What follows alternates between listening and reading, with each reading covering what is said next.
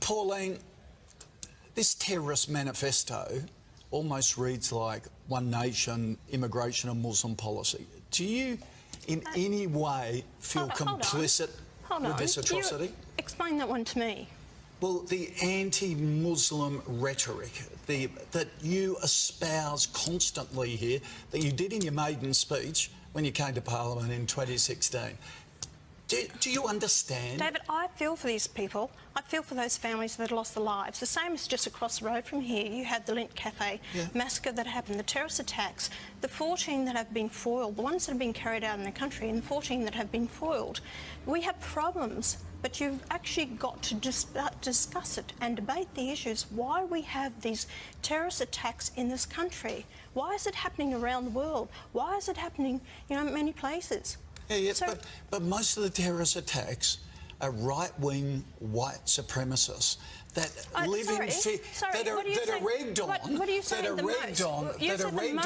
are rigged on by your comments, anti-Muslim comments, saying they don't deserve to be here, that they will take over this country. That is a load of rubbish, David. In your maiden speech, you said we will be living under Sharia law and treated as second-class citizens with second-class rights if we keep heading down this path. Can you understand how that empowers a white supremacist like this terrorist in New Zealand, who is Australian, into seeing it as a call to arms? David, have a look at what has happened in England, and I speak to people that are leaving England now to come out here because they've lost their country. England is not the country that they grew up in. Either is Sweden. Really, Women cannot walk down the streets in Sweden. In France, the same thing. That is just tripe. It is not tripe. It is not tripe, David, and you must know what's happening there. Learn from mistakes that it's happening in other countries and ensure that it doesn't happen here. I didn't grow up with terrorism on the streets in this country. People weren't being murdered. Why has it changed now? We had Hilton bombings. We had IRAs. You make such bold claims. That every Muslim is terrible. Every Muslim is a threat because they don't look like us and they don't have our religion. It's like saying something stupid like every Catholic priest is a pedophile, which is a stupid thing to say.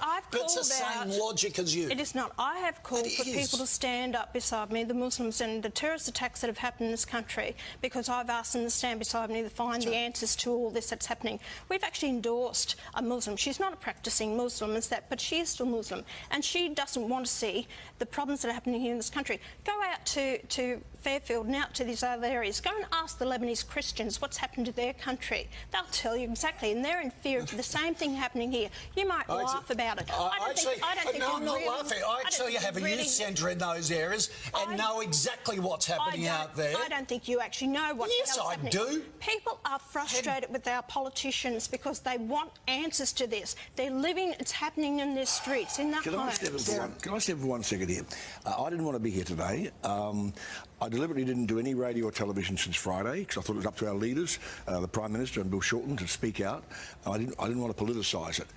But, and I ask you very quietly and calmly, Pauline, did you select this despicable creature called Fraser Anning as a One Nation senator because of his white supremacist views or despite them? You know, for you to say that is absolutely disgusting. Right? No, that's a question. Did you select him because of Did you select him because of what he is and who he is? You know, Fraser Anning has never been sworn in under One Nation. He actually was sworn in as an independent. But you picked him. You picked him. He walked away from it. After Malcolm Roberts was found to be illegal, you picked Fraser Anning as your man to be in the Senate. You did. I'm personally. Sorry.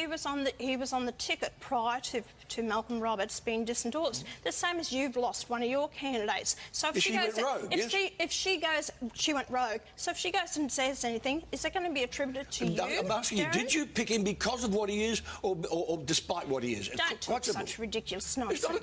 David, is that the same question? Yeah. It is. So you're not in Queensland now. No. You have to talk to me. You can't just shout over me, because I don't want to shout over you because you're a woman and I look like I'm a bigger political bully. But now we're across the desk for the first time ever in a studio. I can ask you directly. Did you pick this arsehole of a man because of his views, his white extremist views, or despite them? No, I didn't. Did you know what he believed in? No. You didn't know what he believed in? He believes in what you believe in. You Derryn, don't like Muslims? Excuse me. I actually stood in Parliament and I actually spoke against him. You stood in Parliament and wore a burqa, for Christ's sake. Yes, I did. And I was the only person who stood up and opposed you on it. Yes, I did. Yeah. I did wear a burqa in Parliament because and that you mocked is the them. heart. You mocked Muslims because of it. That is the heart of our democracy, Derryn. Why I wore that is because there is no dress code in the Parliament not to wear a burqa. Can I say one quick thing here? Understand that. Yesterday I went, look, I hope, and I think, it sounds like Mary Poppins, I know, I hope and think that what that man did across the ditch in New Zealand will have the exact reverse result that you wanted and he wants, and that is that I went to 2 mosques yesterday and 90% of the people there on an open day in Victoria in Melbourne were non-Muslims, and they were there to pay their respects and try and learn something, and so I think we achieved something yesterday. Now, I know it sounds naive and it sounds like I'm being big, talking from the heart, but I hope it does. I hope it does. Now, I worked in Christchurch, so I love that town, but I tell you, people like you, what you have said for years about your anti-Muslim stance, your anti-Islamic stuff, is a disgrace. I do not believe in the fundamentalist ideology of Islam. I do not believe in Sharia law. I don't believe it has a place in Australia. I don't believe in Sharia law. And a lot of people don't believe that. I don't believe in the suppression of women. I don't believe in mutilation of children's genitals. These are problems. If we do not actually keep a finger on the pulse, and it's happening in other countries. No, not keep a finger on the pulse, it's wave a bloody flag. But are the right-wing extremists, the white supremacists, aren't they just as bad? Anyone who causes terrorism, loss of life, is bad. I don't support that, David. Never You denounce them? Of course I do. I don't support that. Would you call yourself a white supremacist? Oh, God, no. Will you vote against him in the Senate next month? And for you even to suggest that is absolutely ridiculous and over the top. Will you vote against... Will you vote for ending censure? Let's just say... Will you vote against him next month? No, let me answer this. You won't. A censure is to go out there. It's not going to prove it's going to do anything. It'll prove where you stand. It'll prove what you think. How are you going to vote? But the politicians are going to beat their chest and say about this, what is a censure? No. It will not prove a damn thing. It's drawing a line in the sand. It's drawing a line in the sand of humanity and respect. The people will vote Pauline, to my shame, I shook that man's hand and apologised on the floor of the Senate next day and said, I went home last night and washed my hands. I shook his hand and thought, protocol took precedence. Politicians out there beating their chests about all this. It's not beating our chest, it's doing the right thing. What's going to happen with it? You're going to censure him, then what? What's going to happen, Derryn? Because it shows that like 1 million people have signed a petition. They loathe this man. They loathe what he stands for. They loathe some of the things you stand for. He is an elected member of Parliament. He has a voice. He got 19 votes and you put him there. He has a voice. Right, the people of Queensland voted for him, and no, they didn't. 19 people voted for him. You put him there. Derryn, Jacinda Ardern is considering deporting this terrorist back to Australia. You've called for the death penalty.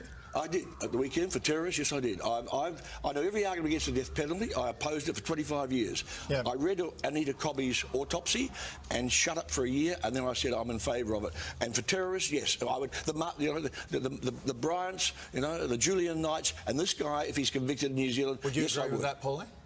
I believe the death penalty should be brought in for a number of crimes, not just terrorism. Yeah, I agree. And a lot of people would like to see it. If there's a poll... Anything you want to say, finally, with this?